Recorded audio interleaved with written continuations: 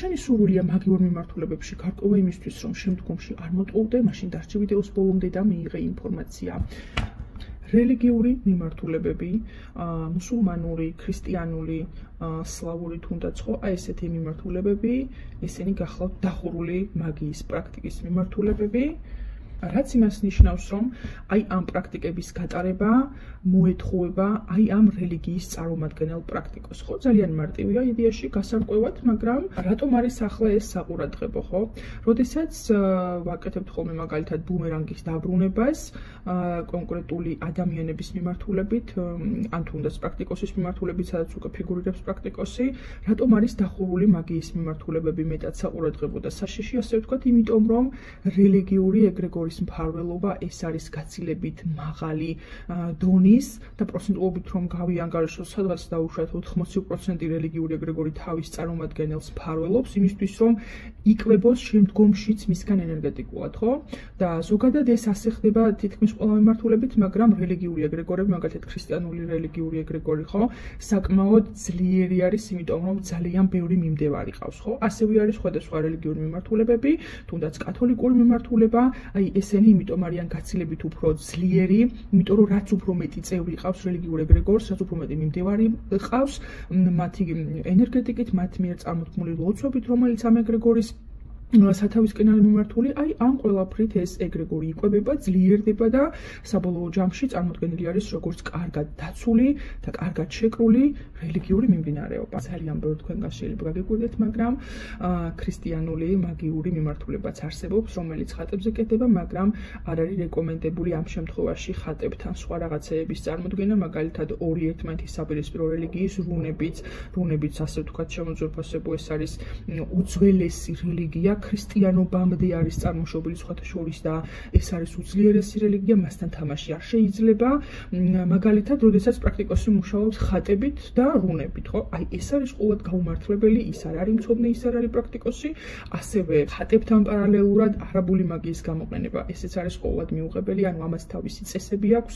არ ვიცი, ყოველ შემთხვევაში ვისურვებდი, რომ პრაქტიკოსები მაინც იცოდნენ ხოლმე ეს წესები ისევ თავიანთვის სასარგებლოდ, იმიტომ რომ მე რელიგიათა შორის ომში რომ აი ეს კონკრეტული პრაქტიკოსი უნდა ქრისტიანულსაც, უნდა რუნების რელიგიასაც და მე ეგრეგორთა შორის ბრძოლაში იხლიჩება ხოლმე პრაქტიკოსი, ანუ აქ მხოლოდ ეს არის, აქ არავითარი სხვა წინააღმდეგი ფაქტორი არ არსებობს, რაც შეეხება ახლა კონკრეტულ ღმერთებს, მაგალითად ჰეკატე, ლილიტი და ასე შემდეგ და ასე შემდეგ.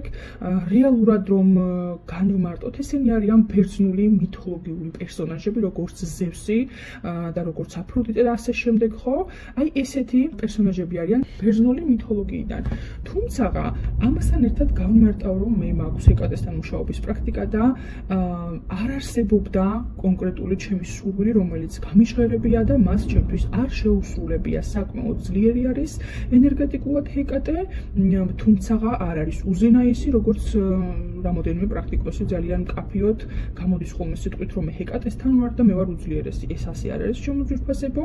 ჰეკატე არის კონკრეტულად გზაჯვარედინების და ნეკრომაგიის, ასე ვთქვათ, ქალღმერთი, საკმაოდ ძლიერია, მე საკმაოდ მადლიერი ვარ მისი და რა უფლება მაქვს რომ რამე ისე ვთქვა, მაგრამ არ არის ყოველ შემთხვევაში უზენაესი ძალა, რომლის შემდგომიც არ არსებობს ფიზიკურად, ხო?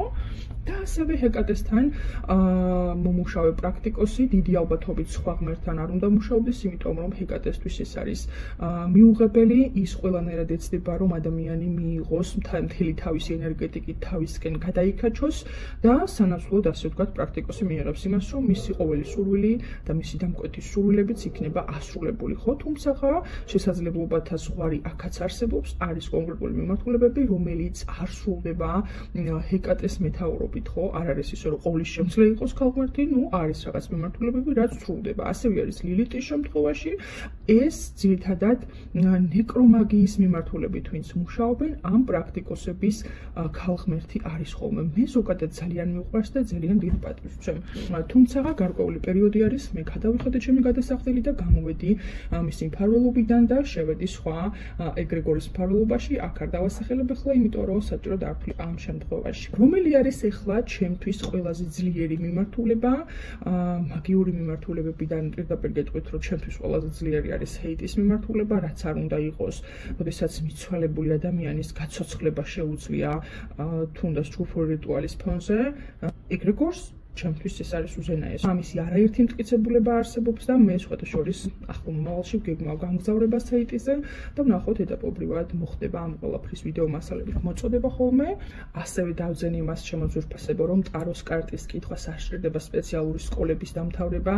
ტაროს კარტის კითხვას ვერ ისწავლი, ვერ შეისწავლი, თუ შენ არა გვაქვს divine energy, ანუ ხო თუ არა გაქვს შენ რაღაცის ამოცნობის უნარი, მაღალი ინტუიციური უნარი, გახსნილი რა გაქვს მესამე თვალს რო ეძახით ხოლმე ეს, უბრალოდ რომ სადღაც სკოლაში იარო და იცი რა იმპერატორი ნიშნავს ნაყოფიერებას, გავიგეთ ჩემო კარგო, მაგრამ კომბინაციებს რას უშვები შემდეგ, როდესაც მომგივა კომბინაციები, როდესაც იმპერატორი კონკრეტულ შემთხვევებში ნაყოფიერებას საერთოდაც არ ნიშნავს ხოლმე, ამ შემთხვევაში რას უშვებით ხო, დავგუგლოთ?